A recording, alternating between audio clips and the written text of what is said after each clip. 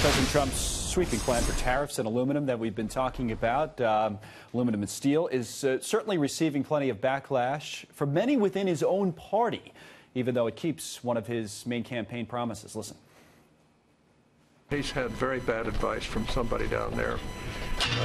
The people who are going to have to pay these tariffs are going to be the American citizens. And frankly, we don't win by assessing tariffs that basically come back to bite us. This is leftist economic policy, and we've tried it a whole bunch of times over the last 2 centuries, and every time American families have suffered. It's bad policy. Blanket tariffs that sweep in fairly traded products can backfire. They can actually hurt American jobs and workers. That's where I think we are all urging the president.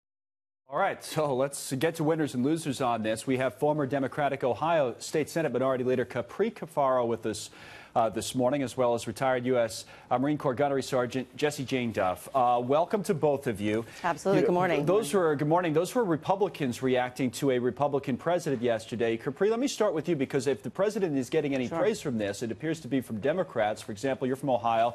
Congressman Tim Ryan from Ohio yesterday. My congressman. There you go. Your district says this is long overdue, and it's going to help protect good-paying jobs in Ohio and across the country. Right. What do you say? Can you make an economic argument in favor of these tariffs? Well, I mean, certainly in a place like Ohio, Michigan, Pennsylvania, and the industrial Midwest, this is something that, these voters, this is why they chose to vote for Donald Trump in 2016, because they believed that he was going to deliver on a promise to make sure that their jobs were going to be secure. Right. Now, this is certainly great for the steel industry. We do have, for example, U.S. Steel has had facilities in the state of Ohio. But, conversely, we also have General Motors in Lordstown in Trumbull County, and in my home county, in Tim Ryan's home county.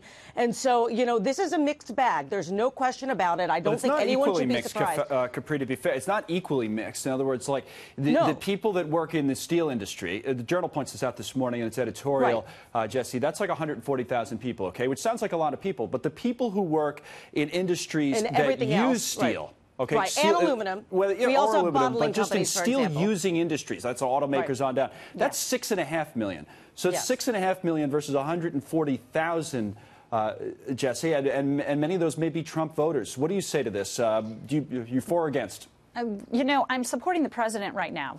First of all, we don't know the outcome of this. It hasn't been signed yet. They're still subject to negotiations. Or he could completely change his mind, by the way. Exactly. With President Trump, I don't think that the final deal is ever on the table with the first offer. What he's essentially calling out the world is that we've had a lot of dumping practices that have come upon the United States, where the prices have been a reversal. You cannot compete with people who are dumping production upon your country. That has essentially lowered the price and value. We cannot compete with this. However, China's been one of the names that has come up foremost, and yet they're only providing 2% of its steel to the United States. So there's a lot of negotiations that we expect that will be coming down the pike. We're looking at the screen now, the share of U.S. steel imports, and look at Canada's the biggest one. And they've already threatened retaliation, but go down a little bit. South Korea, Capri, is an example of Mexico. But talk about South Korea. The president has used national security. Be curious to see what Jessie thinks about this as well, as a reason.